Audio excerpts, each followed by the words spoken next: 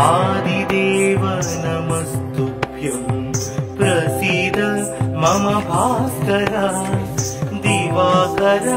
नमस्तुभ्यं प्रभाकर नमोस्तुते सप्तास्वरधमारूढं प्रचण्डं कश्यपात्मजं श्वेतपद्मधरं देवं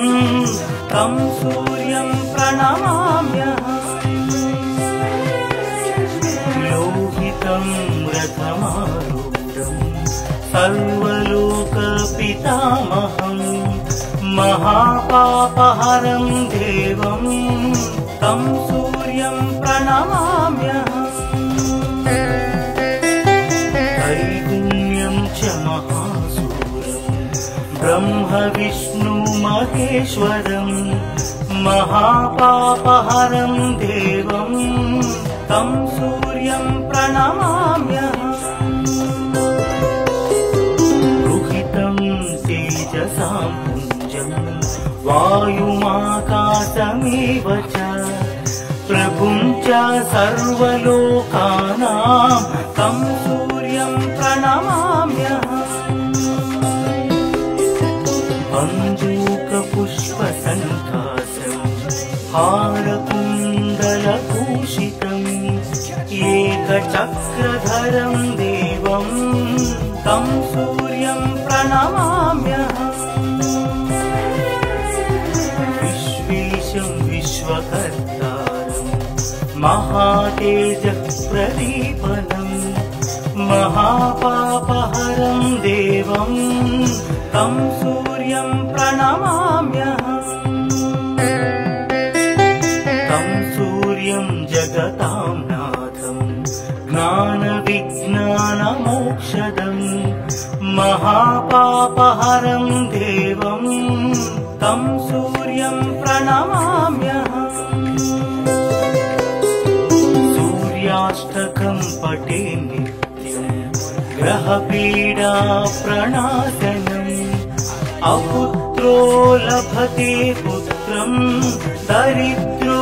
धनवान् भवेत् अमिषं मधुपानं च यः करोति रवेर्भिः सप्तजन्म भवेत् रोगी जन्म कर्म दरिद्रता तैतैला मधुमांसानि हस्त्यजिस्तूरवेर्धिनि न व्याधिशोकदारिद्र्यं सूर्यलोकं स गच्छति आदिदेव नमस्तुभ्यं प्रसीद मम भास्कर दिवाकर नमस्तुभ्यं प्रभाकर नमोस्तुते सप्तास्वरधमारूढं प्रचण्डं कश्यपात्मजं श्वेतपद्मधरं देवं तं सूर्यं प्रणमाम्यहम् लोहितं रथमारूढं सर्वलोकपितामहं महापापहरं देवं तं सूर्यं प्रणमाम्यहम् त्रैगुण्यं च महासूरं ब्रह्म विष्णु महेश्वरं महापापहरं देवं तं सूर्यं प्रणमाम्यहम् रुहितं तेजसां पुञ्जं वायुमाकाशमेव च प्रभुं च सर्वलोकानां तं सूर्यं प्रणमाम्यहम् अञ्जूकपुष्पसङ्कासं हारकुण्डलभूषितम् एकचक्रधरं देवं तं सूर्यं प्रणमाम्यहम् विश्वेशं विश्वकर्तारं महातेजः प्रदीपनम् महापापहरं देवं तं सूर्यं प्रणमाम्यहम् तं सूर्यं जगतां नाथं ज्ञानविज्ञानमोक्षदम् महापापहरं देवं तं सूर्यं प्रणमाम्यहम् सूर्याष्टकं पठे ग्रहपीडा प्रणाशनम् अपुत्रो लभते पुत्रं दरिद्रो धनवान् भवेत् अमिषं मधुपानं च यः करोति रवेर्धिने सप्त जन्म भवेत् रोगी जन्म कर्म दरिद्रता मधुमांसानि हस्त्यजिस्तूरवेर्धिनि न व्याधिशोकदारिद्र्यं सूर्यलोकं स गच्छति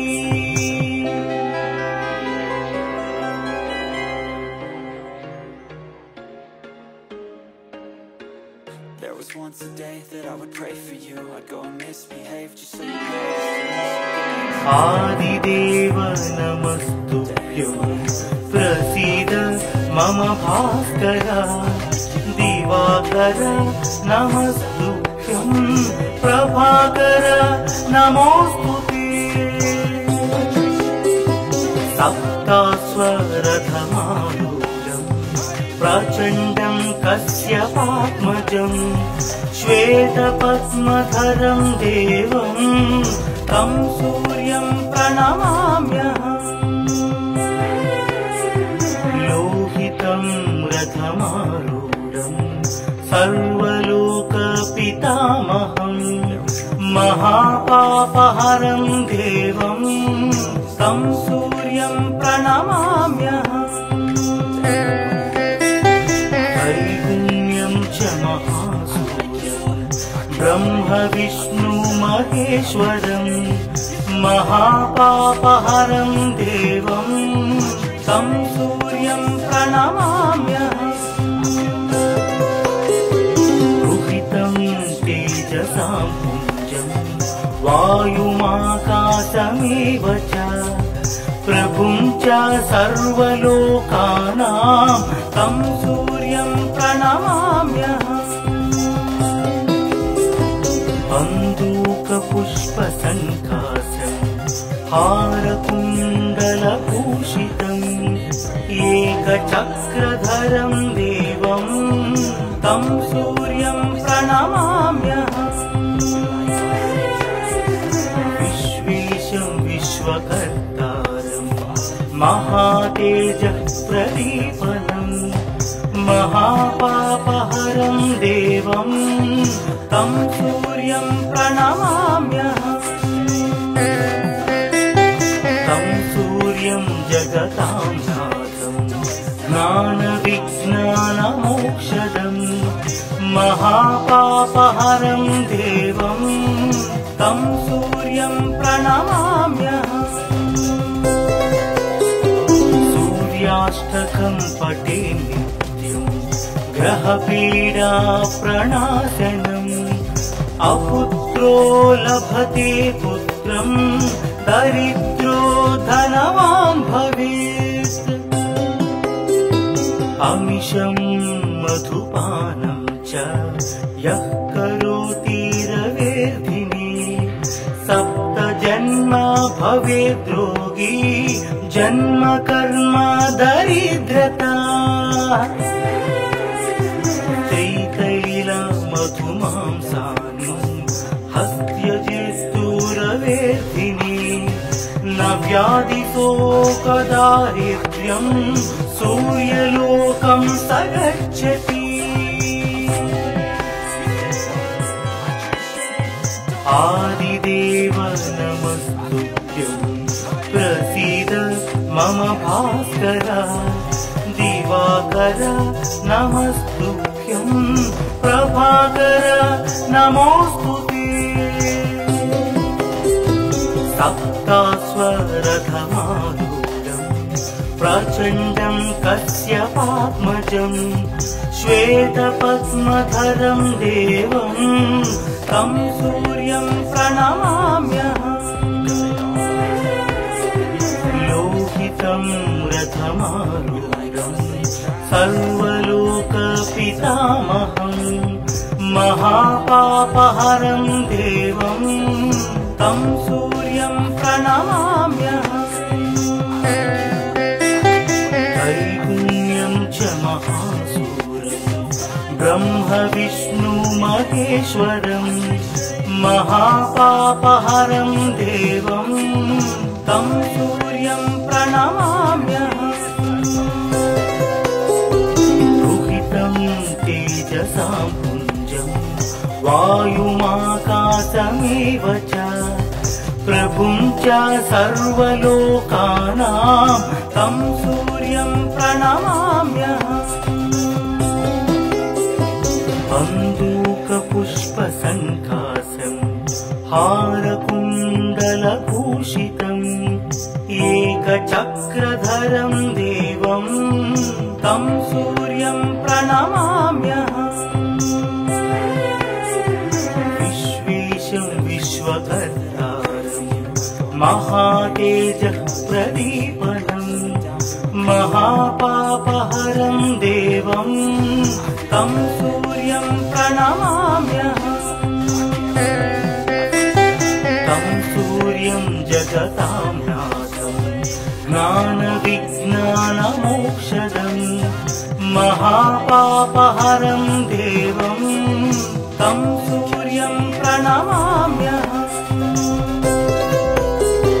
सूर्याष्टकं पठे नित्यं ग्रहपीडा प्रणाशनम् अपुत्रो लभते पुत्रं दरिद्रो धनवान् भवेत् अमिषं मधुपानं च यः करोति रवेर्धिनी सप्तजन्म भवेत् रोगी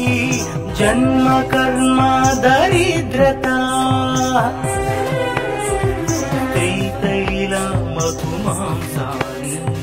हस्त्यजिस्तूरवेदिनी न व्याधिशोकदारिद्र्यं सूर्यलोकं स गच्छति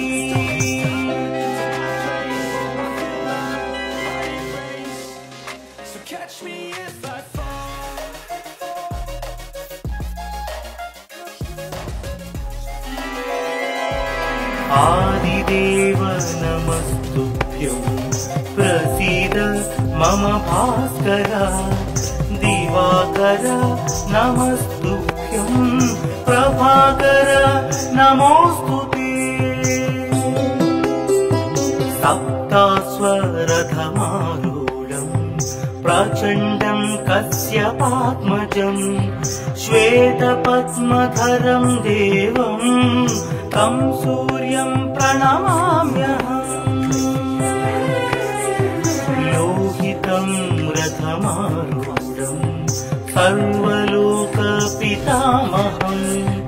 महापापहरं देवं तं सूर्यं प्रणमाम्यहम्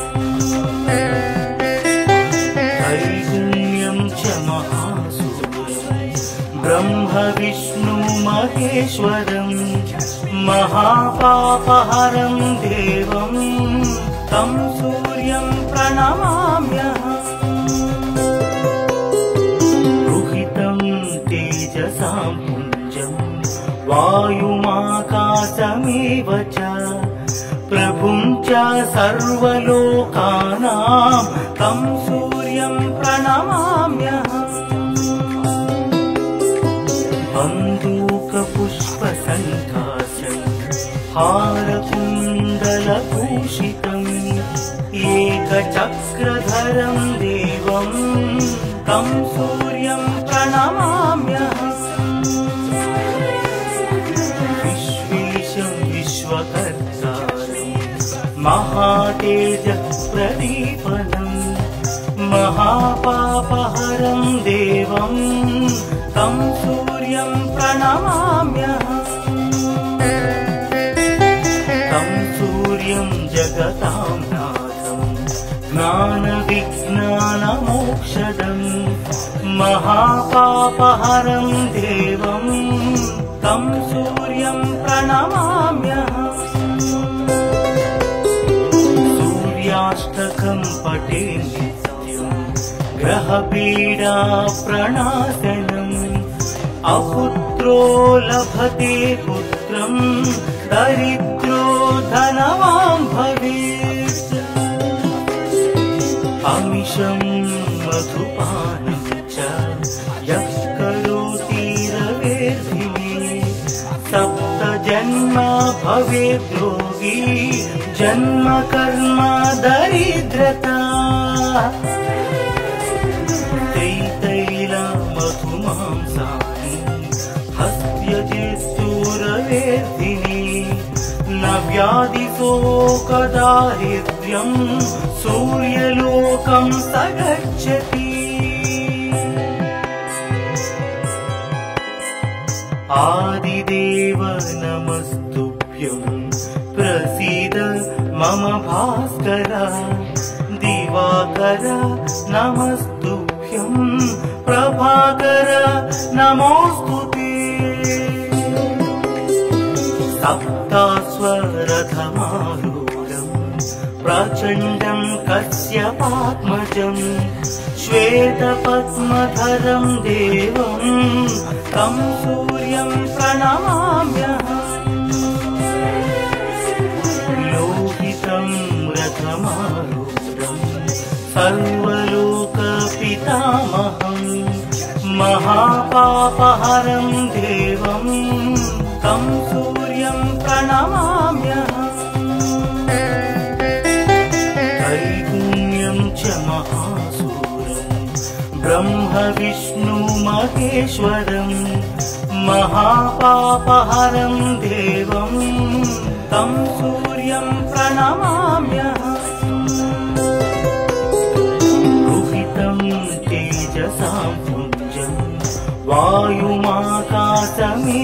च प्रभुं च सर्वलोकानां तं सूर्यं प्रणमाम्यहम् बन्दूकपुष्पसङ्काशं हारकुण्डलभूषितम् एकचक्रधरं देवं तं सूर्यं प्रणमाम्यहम् विश्वेशं विश्वकर्तारं महातेजप्रदीपनम् महापापहरं देवं तं सूर्यं प्रणमाम्यहम्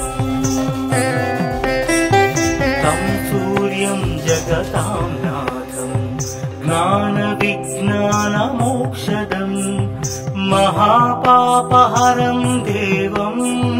तं सूर्यं प्रणमाम्यहम्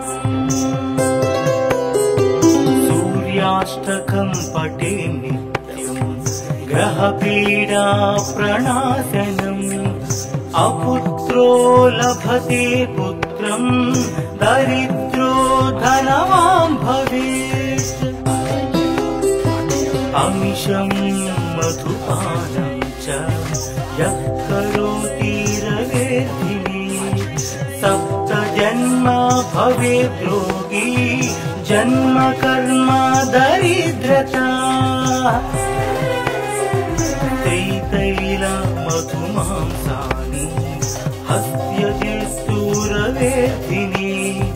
न व्याधिशोकदारिद्र्यं सूर्यलोकं स गच्छति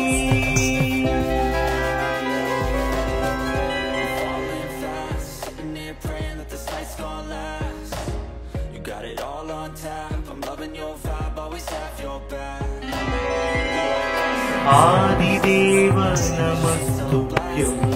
प्रसीद मम भास्कर दिवाकर नमस्तुभ्यं प्रभाकर नमोस्तुते सप्तास्वरथमारूढम् प्रचण्डं कश्यपात्मजं श्वेतपद्मधरं देवं तं सूर्यं प्रणमाम्यहम् लोहितं रथमारूढं सर्वलोकपितामहं महापापहरं देवं तं सूर्यं प्रणमाम्यहम् त्रैगुण्यं च महासूरं ब्रह्म विष्णु महेश्वरं महापापहरं देवं तं सूर्यं प्रणमाम्यहम् रुहितं तेजसां पुञ्जं वायुमाकाशमेव च प्रभुं च सर्वलोकानां तं सूर्यं प्रणमाम्यहम् बन्दूकपुष्पसङ्कासं हारकुण्डलभूषितम् एकचक्रधरं देवं तं सूर्यं प्रणमाम्यहम् विश्वेशं विश्वकर्तारं महातेजः प्रदीपनं महापापहरं देवं तं सूर्यं प्रणमाम्यहम् तं सूर्यं जगतां नाथं ज्ञानविज्ञानमोक्षदं महापापहरं देवं तं सूर्यं प्रणमाम्यहम् सूर्याष्टकं पठे नित्यं ग्रहपीडा प्रणाशनम् अपुत्रो लभते पुत्रं दरिद्रो धनवान् भवेत् अमिषं मधुपानं च यः करोति रवेर्धिने सप्तजन्मा भवेत् रोगी जन्म कर्म दरिद्रता त्रितैलमधुमांसानि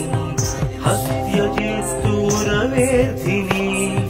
न व्याधिशोकदारिद्र्यं सूर्यलोकं स गच्छति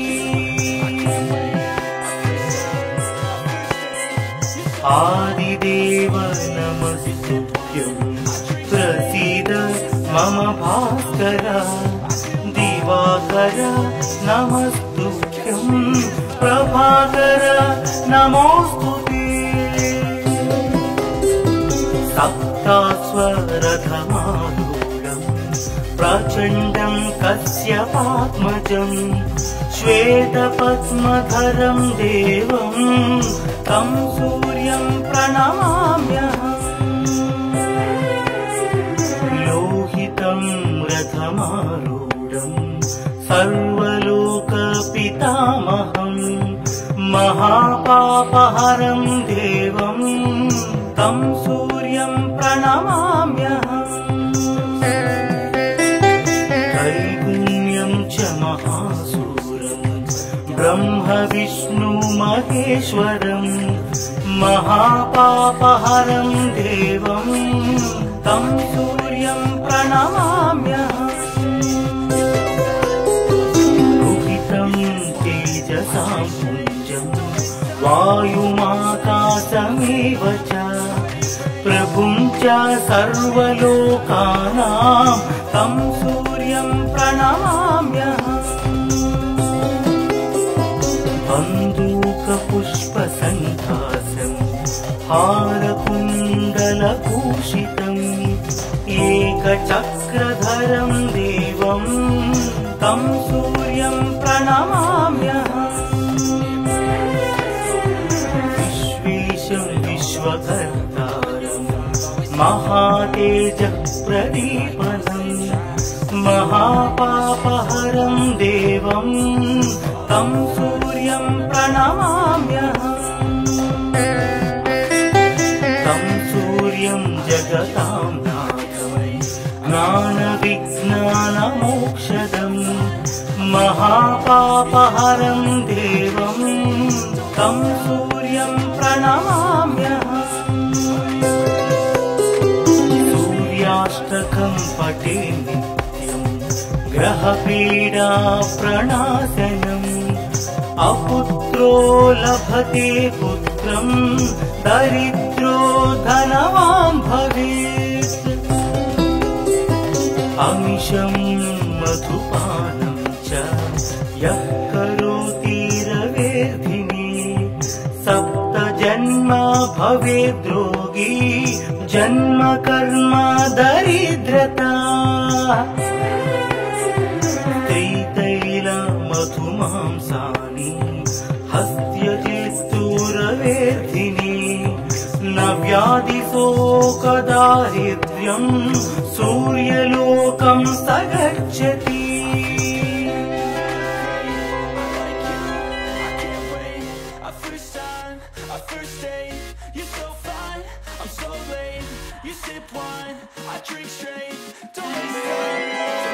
आदिदेव नमस्तुभ्यं प्रसीद मम भास्कर दिवाकर नमस्तुभ्यं प्रभाकर नमोस्तुते। सप्तास्वरथमारूढं प्रचण्डं कश्यपात्मजं श्वेतपद्मधरं देवं तं सूर्यं प्रणमाम्यहम्। लोहितं रथमारूढं सर्वलोकपितामहं महापापहरं देवं तं सूर्यं प्रणमाम्यहम्। त्रैगुण्यं च महासूरं ब्रह्म विष्णु महेश्वरं महापापहरं देवं तं सूर्यं प्रणमाम्यहम्। रुहितं तेजसां पुञ्जं वायुमाकाशमेव च प्रभुं च सर्वलोकानां तं सूर्यं प्रणमाम्यहम्। बन्दूकपुष्पसङ्कासं हारकुण्डलभूषितम् एकचक्रधरं देवं तं सूर्यं प्रणमाम्यहम्। विश्वेशं विश्वकर्तारं महातेजः प्रदीपनम् महापापहरं देवं तं सूर्यं प्रणमाम्यहम्। तं सूर्यं जगतां नाथं ज्ञानविज्ञानमोक्षदं महापापहरं देवं तं सूर्यं प्रणमाम्यहम्। सूर्याष्टकं पठे नित्यं ग्रहपीडा प्रणाशनम् अपुत्रो लभते पुत्रं दरिद्रो धनवान् भवेत्। अमिषं मधुपानं च यः करोति रवेर्धिनी सप्त जन्म भवेद्रोगी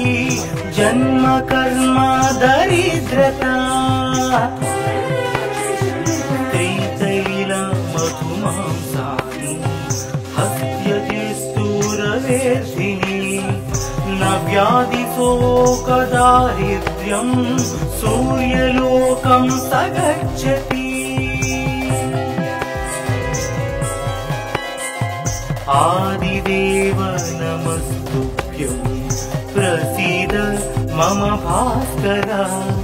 दिवाकर नमस्तुभ्यं प्रभाकर नमोस्तुते। सप्तास्वरथमारूढं प्रचण्डं कश्यपात्मजं श्वेतपद्मधरं देवं तं सूर्यं प्रणमाम्यहम् लोहितं रथमारूढं सर्वलोकपितामहम् महापापहरं देवं तं सूर्यं प्रणमाम्यहम् त्रैगुण्यं च महासूरं ब्रह्म विष्णु महेश्वरं महापापहरं देवं तं सूर्यं प्रणमाम्यहम् रुहितं तेजसां पुञ्जं वायुमाकाशमेव च प्रभुं च सर्वलोकानां तं सूर्यं प्रणमाम्यहम् बन्दूकपुष्पसङ्काशं हारकुण्डलभूषितम् एकचक्रधरं देवं तं सूर्यं प्रणमाम्यहम् विश्वेशं विश्वकर्तारं महातेजःप्रदीपनं महापापहरं देवं तं सूर्यं प्रणमाम्यहम् तं सूर्यं जगतां नाथं ज्ञानविज्ञानमोक्षदं महापापहरं देवं तं सूर्यं प्रणमाम्यहम् सूर्याष्टकं पठे नित्यं ग्रहपीडा प्रणाशनम् अपुत्रो लभते पुत्रं दरिद्रो धनवान् भवेत् अमिषं मधुपानं च यः करोति रवेर्धिनी सप्त जन्म भवेत् रोगी जन्म कर्म दरिद्रता त्रिशैलमधुमांसानि हस्त्यजेस्तुरवेर्धिनी न व्याधिशोकदारिद्र्यं सूर्यलोकं स गच्छति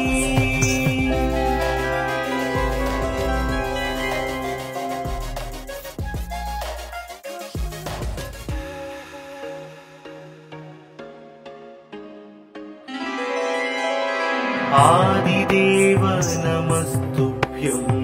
प्रसीद मम भास्कर दिवाकर नमस्तुभ्यं प्रभाकर नमोस्तुते सप्ताश्वरथमारूढं प्रचण्डं कश्यपात्मजं श्वेतपद्मधरं देवं तं सूर्यं प्रणमाम्यहम् लोहितं रथमारूढं सर्वलोकपितामहं महापापहरं देवं तं सूर्यं प्रणमाम्यहम् त्रैगुण्यं च महासूरं ब्रह्म विष्णु महेश्वरं महापापहरं देवं तं सूर्यं प्रणमाम्यहम् रुहितं तेजसां पुञ्जं वायुमाकाशमेव च प्रभुं च सर्वलोकानां तं सूर्यं प्रणमाम्यहम् बन्दूकपुष्पसङ्काशं हारकुण्डलभूषितम् एकचक्रधरं देवं तं सूर्यं प्रणमाम्यहम् विश्वेशं विश्वकर्तारं महातेजःप्रदीपनं महापापहरं देवं तं सूर्यं प्रणमाम्यहम् तं सूर्यं जगता ज्ञानविघ्नविनाशनं महापापहरं देवं तं सूर्यं प्रणमाम्यहम् सूर्याष्टकं पठे नित्यं ग्रहपीडा प्रणाशनम् अपुत्रो लभते पुत्रं दरिद्रो धनवान् भवेत् अमिषं मधुपानं च यः करोति रवेर्भिः सप्त जन्म भवेत् रोगी जन्म कर्म दरिद्रता तैतैल मधुमांसानि हस्त्यजेस्तुरवेर्धिनि न व्याधिशोकदारिद्र्यं सूर्यलोकं स गच्छति आदिदेव नमस्तुभ्यं प्रसीद मम भास्कर दिवाकर नमस्तुभ्यं प्रभाकर नमोस्तुते सप्तास्वरथमारूढं प्रचण्डं कश्यपात्मजं श्वेतपद्मधरं देवं तं सूर्यं प्रणमाम्यहम् लोहितं रथमारूढं सर्वलोकपितामहं महापापहरं देवं तं सूर्यं प्रणमाम्यहम् त्रैगुण्यं च महासूरं ब्रह्म विष्णु महेश्वरं महापापहरं देवं तं सूर्यं प्रणमाम्यहम् दुहितं तेजसां पुञ्जं वायुमाकाशमेव च प्रभुं च सर्वलोकानां तं सूर्यं प्रणमाम्यहम् बन्दूकपुष्पसङ्कासं हारकुण्डलभूषितम् एकचक्रधरं देवं तं सूर्यं प्रणमाम्यहम् विश्वेशं विश्वकर्तारं महातेजः प्रदीपनं महापापहरं देवं तं सूर्यं प्रणमाम्यहम् तं सूर्यं जगतां नाथं ज्ञानविज्ञानमोक्षदं महापापहरं देवं तं सूर्यं प्रणमाम्यहम् सूर्याष्टकं पठे नित्यं ग्रहपीडा प्रणाशनम् अपुत्रो लभते पुत्रं दरिद्रो धनवान् भवेत् अमिषं मधुपानं च यः करोति रवेर्भिः सप्त जन्म भवेत् रोगी जन्म कर्म दरिद्रता तैतैल मधुमांसानि हस्त्यजेस्तुरवेर्धिनि न व्याधिशोकदारिद्र्यं सूर्यलोकं स गच्छति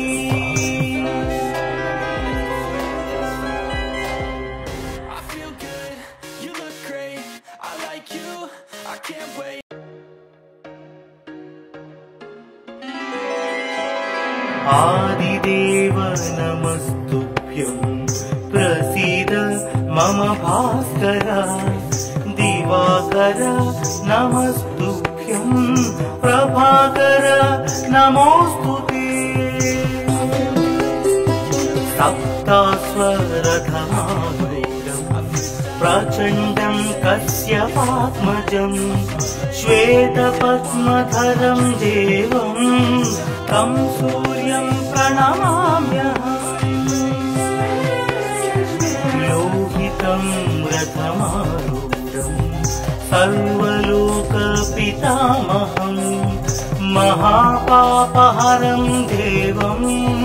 तं सूर्यं प्रणमाम्यहम्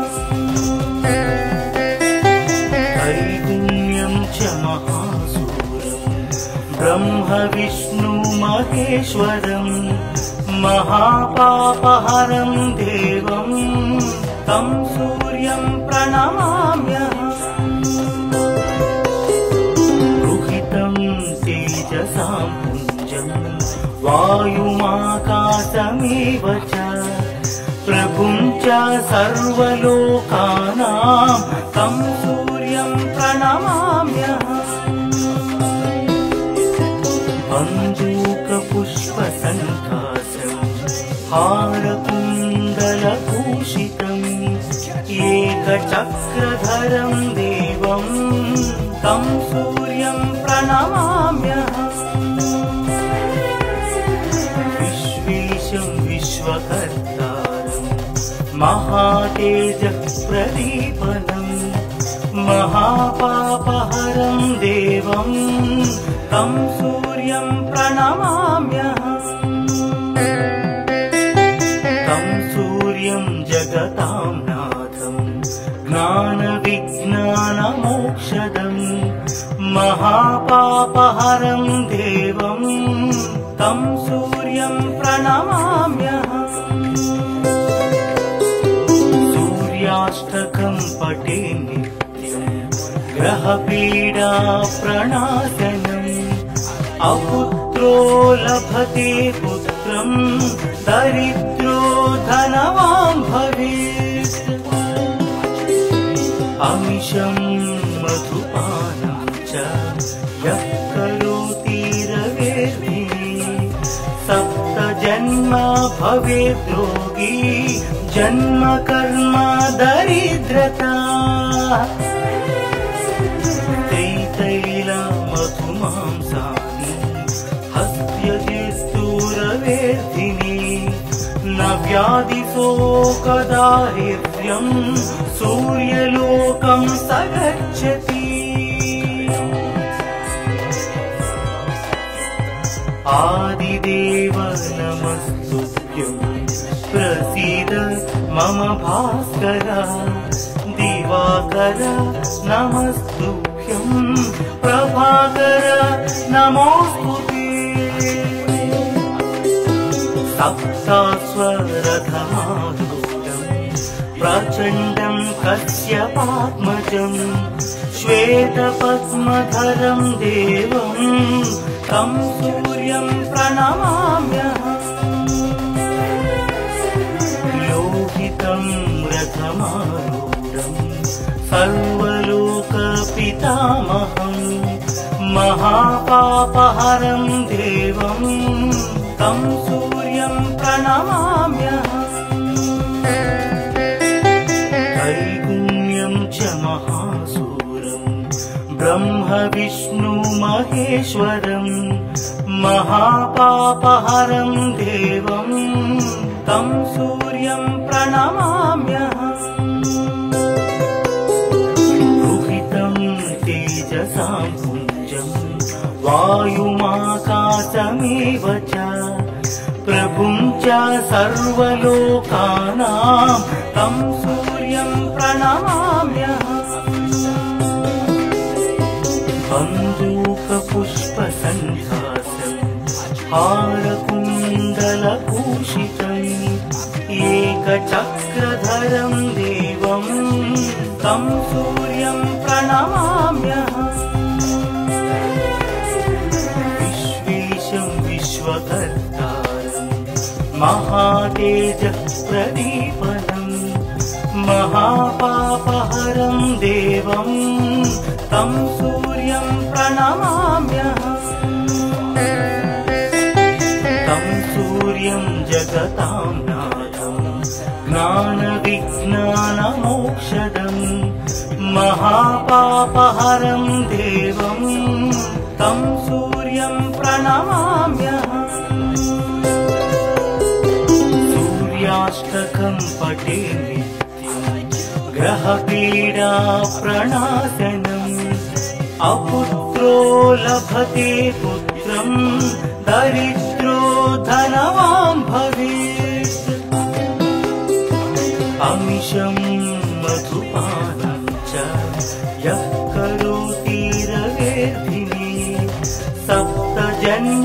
भवेद्रोगी।